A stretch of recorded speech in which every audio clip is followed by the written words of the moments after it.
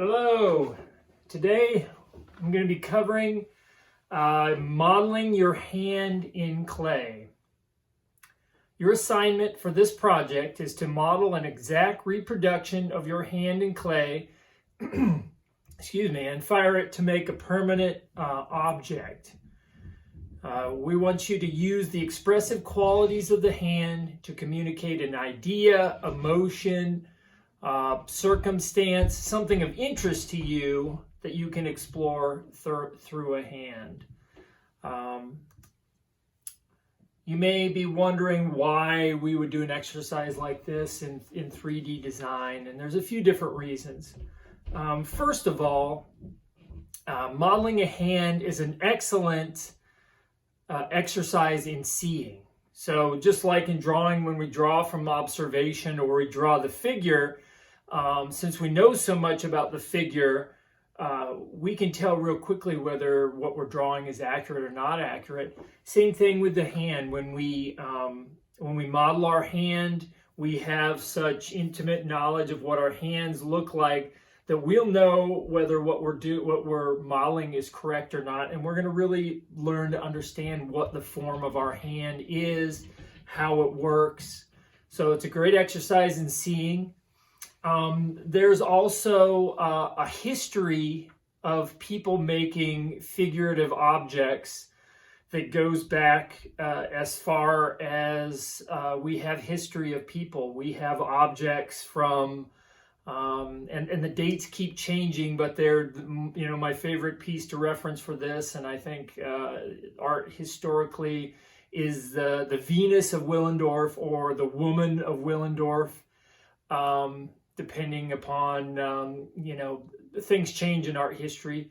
But it's estimated, the last estimates I saw were this object was created 30,000 BC.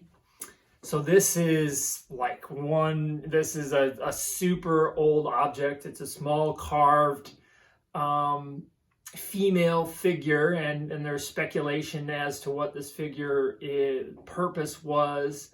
But one thing we do know from then until today, people make figurative objects, and it's an important part of who we are, and we've done it throughout our history. And so this is going to be our chance in this class to work with the figure. We're going to work with the hand, and so we're going to have a little bit of history with that. And the other thing we're going to learn to do with this project is we're going to continue working with ceramics and get more experience working with ceramics. Our last project was hand-built functional objects. We're going to use those same techniques to build our hand. Okay. A few things about modeling your hand.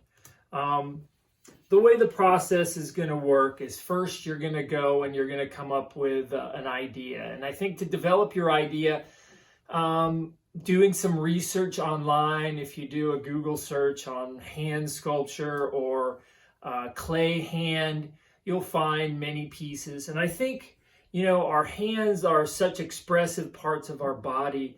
There are many different interesting ideas that can relate to making this piece. For instance, the gesture of your hand, if I make a fist, is a different gesture than if I'm gently holding something in my hand. And so what I want you guys to do is come up with an idea for this project. We're going to take some time to make some sketches in your sketchbook and sort of work out your idea, figure out what you want to do. Next, we're going to get out the clay and we're going to start to model our hand. I've included in your resources 3 videos of people, different approaches to creating hands out of clay.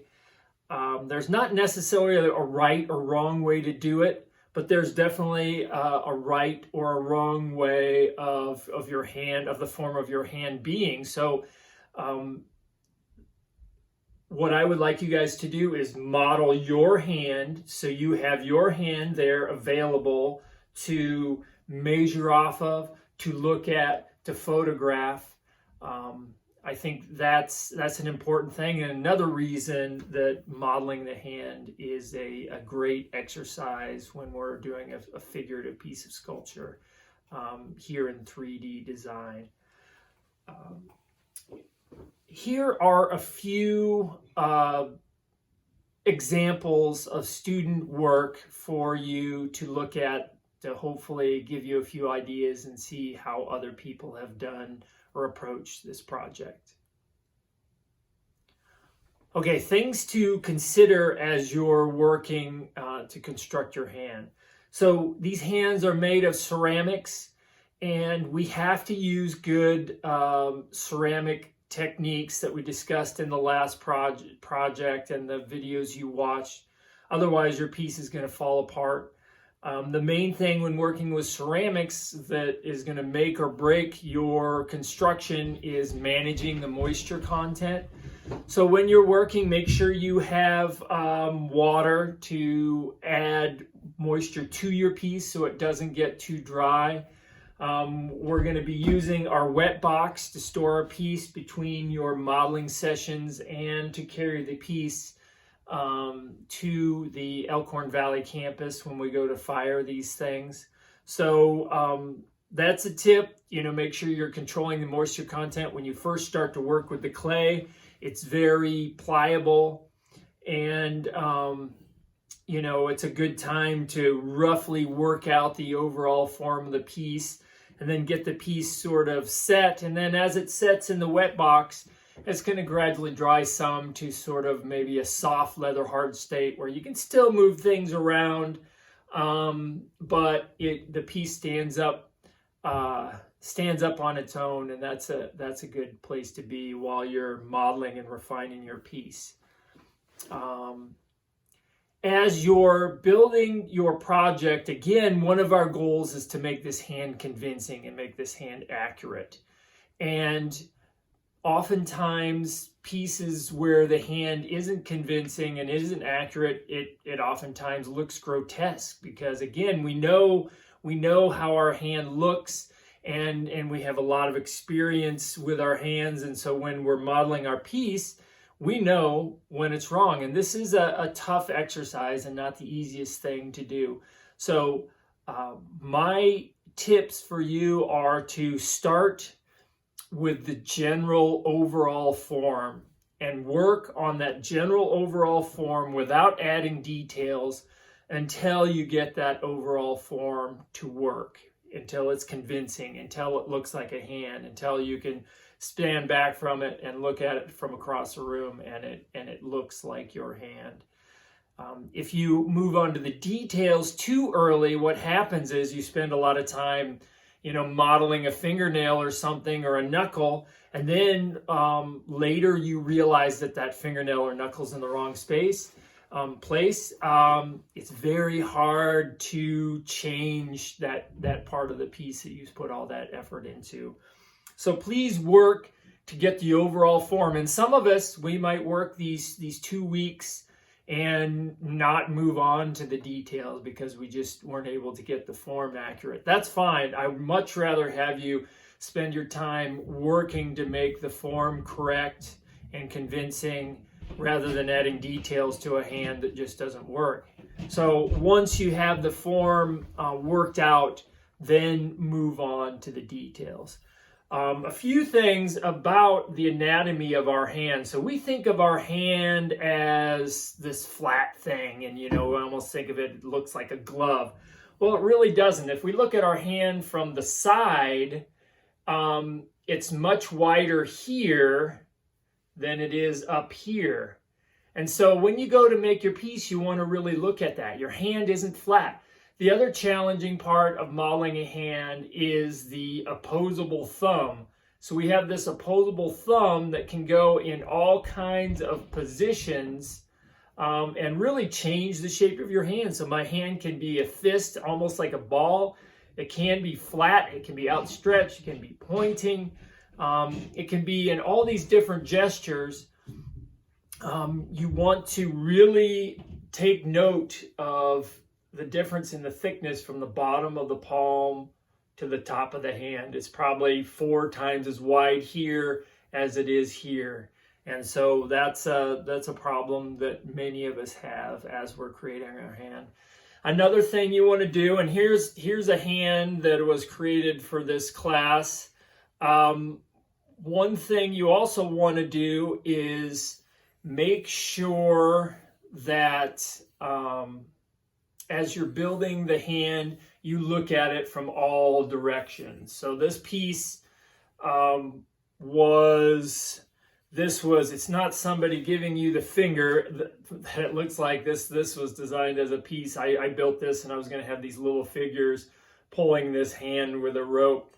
And if you look at, you want to look at your piece from all different directions, and you want to look at your hand from all different directions to work out the piece. Sometimes I've had students that have looked at it from one direction and it looks great, just like kind of a relief or a drawing from one side, and then you turn it to the side and it looks nothing like it. And so we're really working in 3D design. We're working in the round, and we're working to understand how 3D objects work in space and how these forms make up our hand. And for me, I'm naturally a 3D artist.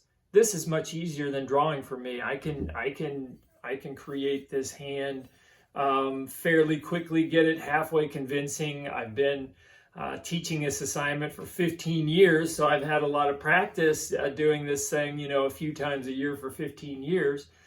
So you might not be as fast as I am, but I've had some students that are naturals at this, and they get started and they just take off, and it's very easy for them. And then I have had some students who really struggled with it, but I think most students are going to get something out of this realism assignment. You're going to learn about again, seeing what forms are. You're going to learn about creating things from life in the round that you wouldn't learn any other way. So again, we want to use proper ceramic techniques. We want to keep our hands, don't let your hand dry out. We want to keep it in the wet box. Your wet box might sort of dry out, so sometimes you have to add some water to the bottom. You don't want standing water, but you want water to soak into the plaster and keep the box humid. Okay, if you have any questions whatsoever, or would like some feedback, please email me at my Metro email, and we can arrange to get you some help. Good luck and have fun.